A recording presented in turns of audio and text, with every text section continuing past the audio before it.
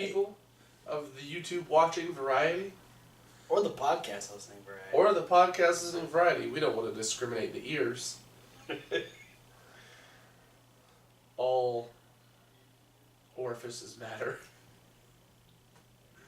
Hashtag that. But anyway. Yeah. Welcome back to episode or installment or chapter 108, if you will. I think that's one we haven't used yet. Continuing on with the midweek wrap-up. Indeed. Where we talk about main event, NXT, and Lucha Underground, the first week of Ultima Lucha Dos. But that's last. Yeah. So actually, Uno. It's the midweek wrap-up. It's main event. No, the midweek wrap-up. This is first. First in the midweek wrap-up is main event. This should be the first video that you watch every Thursday. Right. So, we opened up main event with Cesaro versus Curtis Axel. Hey! A very interesting matchup. Axel getting a lot more offense off than we expected to. Hitting a perfect plex. All of his daddy. Moment of the match, though, was Cesaro joining the Bo train. Yeah, and chasing them around and, like, eliminating them one by one until Bo realized he was the only one left. He uppercutted a bunch of people. Yeah. And then him and Curtis Axel end up making their way back in. Curtis ends up going for a double axe handle, gets a European uppercut, gets swung, put in the sharpshooter, and he taps out. He gets swung. Right. Then guess what? Baron Corbin beats Sin Cara. He beat Sin Cara. Because... Then guess what? The Golden Truth beat the Ascension. Oh. How come I'm not surprised by either of those? Because you shouldn't be. Then in the main event, we had Apollo Crews challenging... Hold on. Backtracking for a half second here. Do we have to? I'm just saying, WWE missed out on a perfect opportunity to give the Ascension a much-needed victory because they had Breezango at ringside in the VIP section who could have interfered. And you could have made us, like... Either that or they should have still been, like, whipped creaming themselves. Something. That was one of the funniest parts of the food fight. Watch it in slow motion. WWE's been posting the videos on Facebook. Anyway. Dallas getting punch poured on him. Yes. Anyway, in the main event, Apollo Crews challenged the greatest United States champion of all time, Lana's fiancé, Rusev. They put on a hell of a match. I'd like to see more out of these two. It was good powerhouse fight, and it was good stemming off the fact that Apollo Crews was on Team America. Yes, on Raw. Exactly, and America. Rusev, although being the United States champion, a real American hero, doesn't like America. Apollo Crews put up a good fight against the likes of Rusev. He did. And even came close to breaking out of the Accolade 2 or 3 times. Yeah, and that was after attempting to... He was about to hit the toss powerbomb, but Rusev was able to turn it into a judo throw, and as Apollo Crews got up, he ends up getting super kicked in the back of the head, and then... Basically Apollo's only weak spot. Yeah. It's the only spot that doesn't have muscle. And so, then Rusev goes for the Accolade, and he gets both of his arms out at least once, but Rusev is able to put him back, and then he tries to push him back for a pin, and that actually allows Rusev to lock the legs around and do the stretch Accolade that he did to Sin Cara and to Kalisto, and making Apollo Crews tap out. So, good match between those two. I'd like to see more. But no cigar for Apollo Crews. No U.S. title match. And speaking of awesome matches, we opened up NXT with Bayley versus Alexa Bliss. This is one of those matches that Alexa Bliss needed. Yes. This really pound home the I am fierce heel even though I'm tiny. Yeah, she's a good 4 or 5 inches shorter than Bayley, but really showed that she could keep up, and she was just as much, if not more, dominant than Bayley was in this match. And Bayley being so good at getting that babyface sympathy, it really worked to Alexa. Plus, Alexa and Bayley together, they were on point in this match. They did a really good job. Well, out of all the divas who are currently in NXT, as far as NXT experience, they're 2 of the longest NXT females. Yes, absolutely. Because, I mean, there are very few females on the roster that have more experience than they do. But I don't think any of the other females on the roster have more experience on the NXT brand. Charlotte and Sasha and possibly Paige come close. Yeah, but I'm saying on the NXT roster currently. Absolutely. Yeah, they by far have the most experience out of the women's division in NXT. Even though she wasn't a big deal, Alexa Bliss debuted in the NXT Women's Championship tournament that Charlotte won. Yes. Which is a long time ago. Yeah. She was so cute and innocent back then. Yeah. She hadn't been tainted by Blake and Murphy. But despite how... Huh? Double tainted. Sick, man. Despite how intense she was and how many times it looked like she had a chance of beating Bayley... Yeah, talk about that friggin' double knees, front somersault, backwards flip, double knees. Yeah, the insult to injury is just... She hit it... Probably, I mean, she's hit it on a lot of people, but this was just so good. She hit it exactly the way she needed to. Got, just a great moment. But then she has Bayley set up, and instead of going up for Twisted Bliss, she goes for a Vader bomb? Yeah. It's one of those moments where you get weirded out because the person's going for a move. Like, the person's set up for the finishing move, but instead the wrestler goes for another move that they don't normally do. Yeah. She ends up getting Bayley's feet in her face, and then she stumbles around, turns back into a belly to Bayley, and Bayley picks up the win.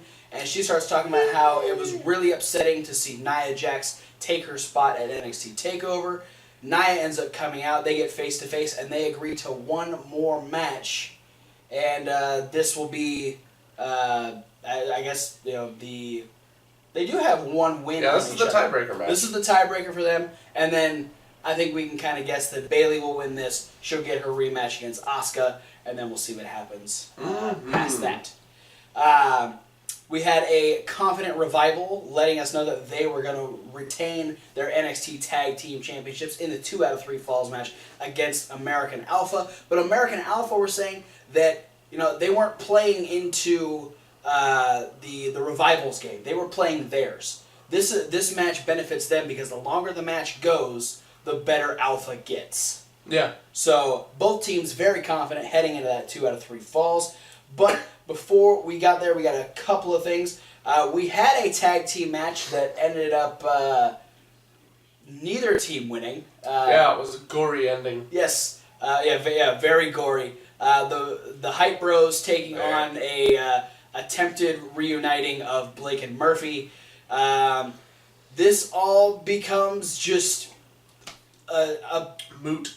It's a playground for the returning Rhino, who in succession gores Mojo Rawley, Blake, and then Zack Ryder.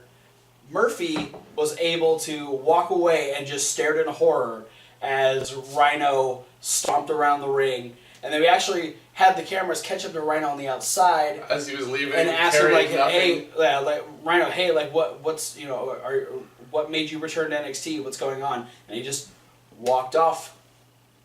Rhino ain't giving 2 fucks. He turned around to the camera. Then turned back around and walked away. A really cool sunset, just all these colored clouds in the back, and he's storming away in his gear. It's my opinion that Rhino doesn't have real clothes. he just walks around if you catch Rhino at the supermarket, you're gonna be going down the aisle at Safeway, and you're like turning the corner to aisle 8, and Rhino's there checking like the soup can labels. In a singlet. Yeah. We also found out that next week, the NXT champion Samoa Joe will return to TV, so we'll see how that goes. Because next week is Shinsuke Nakamura versus Finn Balor. Yeah. So a very interesting timing for those two things to happen. Most Rhino ever wears, besides a singlet, is sometimes a cut-off sleeve T-shirt, and during the winter months, a hoodie. Yeah. But underneath all that is a singlet. Just still the singlet. And knee pads and boots. Then we had our 2 out of 3 falls match for the NXT Tag Team Titles, and Alpha and Revival just keep the hits coming. These two teams have some of the best tag team chemistry I've seen in a long time, and it's never a dull moment watching these two teams go against each other. Ever. We had our first fall. Jason Jordan gets dashed to tap out after rolling through from a crossbody into an ankle lock. I thought it was Dawson. No, Dawson tried to break it up, but Gable's... Gable got him in an ankle lock on the outside. Yeah, got him in an ankle lock on the outside. Dash taps out on the inside. Second fall happened just after that, after Dawson hits a DDT on Jordan and gets him to tap out to an inverted figure 4. And then the third fall, we have a bunch of things happen. Like, everyone is trying to hit stuff. Dawson tries to go back to the inverted figure 4. Jordan tries to go for the ankle lock again. They try and hit the assisted back suplex. They try to hit the Shatter Machine in the ring, and Gable just shoves the shit out of Dash. And he just, everyone's just trying to hit everything they possibly can. Gable hits Dash with a suicide crossbody over the top rope. Yeah, two small guys just blah to the outside. Dawson ends up tossing Jordan out of the ring, who makes a tag to Gable as he's on his way out. Dawson and Gable are fighting on the apron. Gable even trying to give a German suplex to Dawson off of the apron, which would be horrible because they're right under the guardrail. Like, leaning back, they're literally like 3 feet away from the guardrail, and that would just be terrible for both of them. This ends up becoming, although it doesn't really do much to Gable, but it was a Shatter Machine on the apron. It was impressive because they did it in such a small space. Yes. But then again, those are like 3 of the smallest guys on NXT right now. That's true. But with that, Dash is able to hold on, toss him back in the ring, make the pin, and Jordan, still down on the outside, is unable to break it up. The Revival remain your 2-time NXT Tag Team Champions. Great match. This is one of those Soon enough, feuds. I'm going to have to trade this one in for my Johnny Gargano shirt, though. It's true. All right, we're moving on. They're coming for you, Revival. We're moving on to night 1 of the 3-part Ultima Lucha dose from Lucha Underground. And tonight's episode was all about the For a Unique Opportunity tournament. This involving Cage, the Mack, Son of Havoc, and Texano. And lots of ringing the bell. Yeah, lots of Dario Cueto on this episode. So we open up, we got Cage, and we got the Mack in the ring. Dario comes out and says, I remember last year you guys opened up Ultima Lucha. Which is funny because I said that right before he came out and said that. With a Falls Count Anywhere match. And so to ensure that this year's is just as exciting, just as violent, I'm making this match a Falls Count Anywhere. What? And Cage and the Mack whooped the shit out of each other. Yeah, for real. Trash cans, guitars. They went hard. Yeah. Being 2 guys who knew they were going to have to wrestle again. Yeah, exactly. If they won. Yeah, no, both these first 2 matches, just disregard for their own safety at this point. They all went balls to the wall. Yeah, Cage power bombing the Mack on the outside. He made the step, put the 2 chairs together, and then bridged the other chair on top. Power bombed the Mack. Yeah, Cage got hit in the head with a very poorly gimmicked guitar that cut Cage open on the side of his head. Yeah. What else? They had the Mack ended up getting suplex onto the bleacher type seats that were in the front row, and just all kinds of shit. And it was just It was bad. That is not the way I want to start my night if I know I'm going to have to wrestle a second match. No, he dove off of the crowd area on the cage through a table, like in the entranceway. Yes. Yeah. So... Frog splished him. Yeah. And it looks so much scarier when the person's coming down. That camera angle they get, terrifying every time. And the Mack is a big dude to be doing that. So Cage gets what he was able to finish the Mack with last year. He finds the cinder block hiding under the ring. He pulls it out. He's getting ready to hit a curb stomp. But there had been 2 times in which the Mack had gotten beers and was paying homage to... Yeah, I think they came out of a piñata. Yes. Yeah, Candy came out of one, and then tools came out of another. Yeah, there was a wrench, there was candy, and beers in these piñatas. One of which was a Son of Havoc piñata. The other one was a T-Rex, and the other one was a... Like a Freddy Krueger llama. Yeah, something. By the way, I'm pitching for a Son of Havoc piñata for my next birthday. If we get it, we'll post pictures. Absolutely. So he's going for the curb stomp. He ends up slipping on the puddle of beer on the outside, allowing the Mack to roll him up and put all of his weight, almost alligator clutch type style pin. Schoolboy with like a bridge. Yeah, with a bridge. The Mack pinning Cage and moving on to the finals of the For a Unique Opportunity tournament. Which is going to happen that same night. Yes, because up next we have Son of Havoc versus Texano. And when Dario Cueto sees a cowboy and a biker, he thinks bar fight. So he makes this match the Boyle Heights bar fight. And we've got a mini bar set up there with glasses and bottles of liquor. There's bar stools out at ringside. Oh, and let me tell you, the bar stools came into what was one of the sketchiest looking spots, I think, in Lucha Underground history. Yeah. Because the bar stools end up getting, like, collapsed in various methods. Yeah, Texano brings them in, and I think they ended up getting, like, whacked on, like, I think Havoc got hit with one of them, and, yeah, they ended up just in a broken mess. Yeah, but they're a pile of, basically, the stool's legs going every which direction, and Son of Havoc Hurricane Rana's Texano off the top rope onto this pile that's pointed in about 8 different directions. And you're just imagining that Texano's going to come up from this Hurricane Rana with like a bar stool leg sticking out of his back. To make matters worse, after fighting for a little bit longer, just minutes later, Texano would get backdropped off the apron through the mini bar on the outside. So that's through sets of glasses, through the liquor bottles, through the bar itself. Texano tried to smash a vodka bottle on Son of Havoc's head, but he was wearing a fire helmet. After he sprayed him with the fire extinguisher. Oh shit! And Havoc had that moment where it hit and he went, "Ooh, oh yeah!" And he did this. Yeah, he did the Taz arm cross.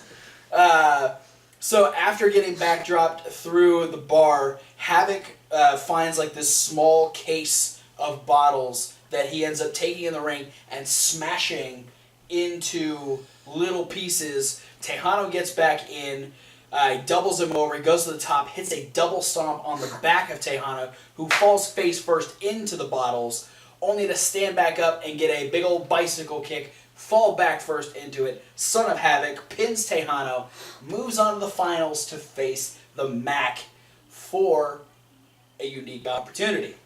And then Dario Cueto makes this one a false count anywhere match as well. But this one doesn't really have anything happen in it. Yeah, it primarily stays in the ring. I think the Mack ended up taking another bump in the bleachers. Something like that. But it's a very cut and dry match. You know, both guys just got through hellacious matches, so they're beat up a little bit. And it was very much like, hey, you know, we both just died a little bit out there. Let's take it easy. Let's just chill in here for a little bit. Let's make it wrestling. So Son of Havoc ends up picking up the win, hitting a shooting star press. So we're thinking, okay, now we get to find out what this unique opportunity is. Dario and Black Lotus come out with 2 different briefcases. Kind of like, let's make a deal. Yeah. So he opens the first one, and it has $250,000. Deal. So Son of Havoc can take that $250,000, walk free, all good and go. Awesome. But the other one has a contract for a Lucha Underground Championship match in the main event of Ultima Lucha Trace. So next year's Ultima Lucha, you could already be challenging for that championship. Son of Havoc, the wrestler in him, obviously is like, that's what I want. I want a championship match. There's there's nothing else in my mind. He says, you could put $250 million in that case, and I'll still take that contract. Yeah, you gotta know, it's like, the Lucha Underground wrestlers are trying all season to become the Lucha Underground champion. Yeah. And that's like the guaranteed ticket to get there. Yeah. Like, it's, rather than jumping through a bunch of hoops and, having to go through all this crap throughout the season, you'd immediately be in that finale. You'd be in that main event match. So, Dario's like, all right, awesome. He will be in the main event of Ultima Lucha Trace if he can beat his next opponent. And to add the stakes even higher, if his opponent beats him, the opponent gets to walk out with a $250,000 briefcase. At which point we get Famous B at the top of the stairs. And his opponent's going to be Brenda. No. His opponent would be accompanied by the beautiful Brenda. Because Famous B has a brand new client. He's ditched Masquerita Sagrada. Oh yeah, we saw that. He hit him with a shoe. Yes. And, Havoc had been through some stuff. He might need a doctor. Well, it's a good thing because there was a doctor in the house. The new client of Famous B is one Dr. Wagner Jr., luchador legend from Mexico, makes his way down. He's the new client of Famous B. This guy, you told me this guy's 56 years old? No, 50 years old, 30 years in the business. Holy crap. He debuted in 86. That is insane. This dude is in way too good a shape to be 50 years old. Yeah. But, and he's super buff. Yeah. And super jacked. That, maybe that was the deciding factor because he whooped the shit out of Son of Havoc. Which, to Havoc's defense, probably wasn't too difficult because he just wrestled 2 matches. That's true. But a bar fight with Tejano, and then after that he had to fight the Mack. Yeah. The Mack at least got like 10 minutes to rest. And, on top of that, Havoc didn't even know that he was going to have this third match. Yeah. He was expecting to walk out after the match against the Mack, but he ends up trying to go for a shooting star press that Dr. Wagner moves out of the way of. He ends up hitting the Dr. Driver, the Michinoku Driver, and Dr. Wagner picks up the win and is now $250,000 richer and is potentially now on the Lucha Underground roster. Absolutely. This is one of the people that I didn't spoil for you. When I said I looked at who's on Ultima Lucha matches and in matches for next season, okay. Dr. Wagner Jr. is one of those people. Alright, so we can expect to see him in Lucha Underground Season 3, which will be debuting sometime later this year, I'm sure, or maybe next year. We'll have to find out.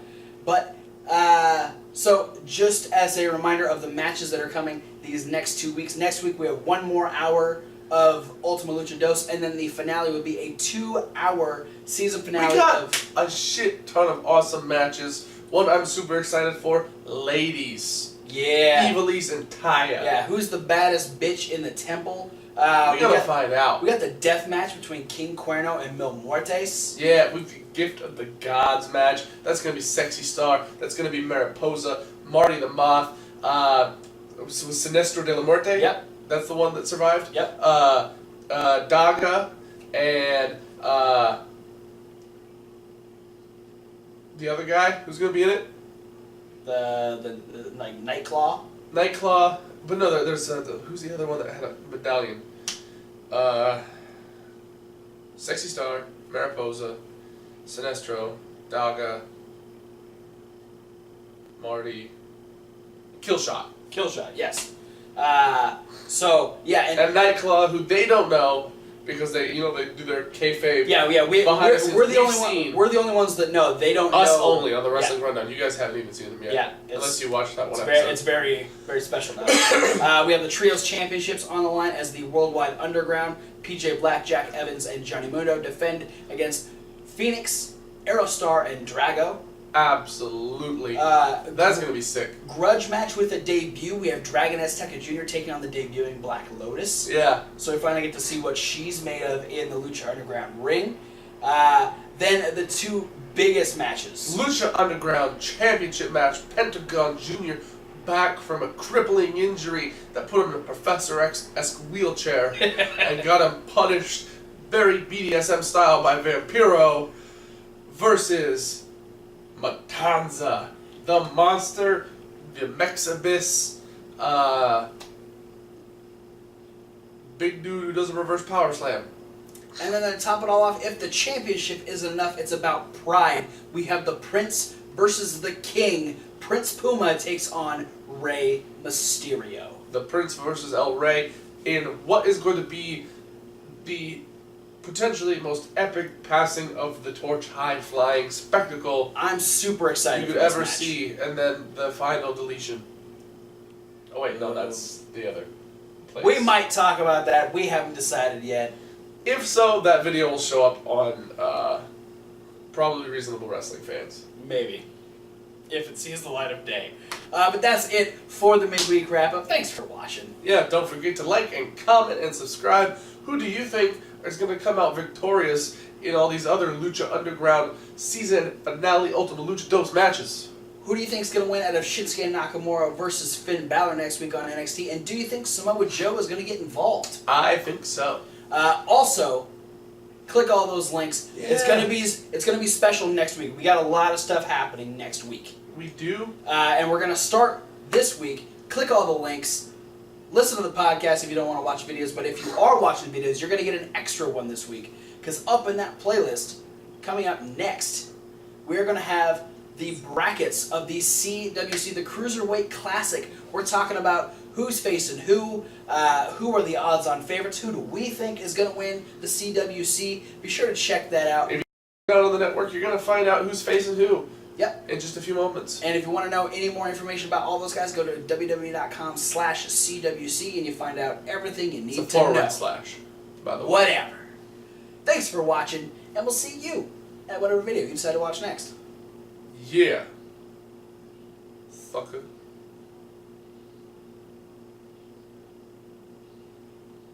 I don't know who it is. Fuck Mojo Rally. Yeah. Get gored. Shit. Rhino's on the top 5 this week.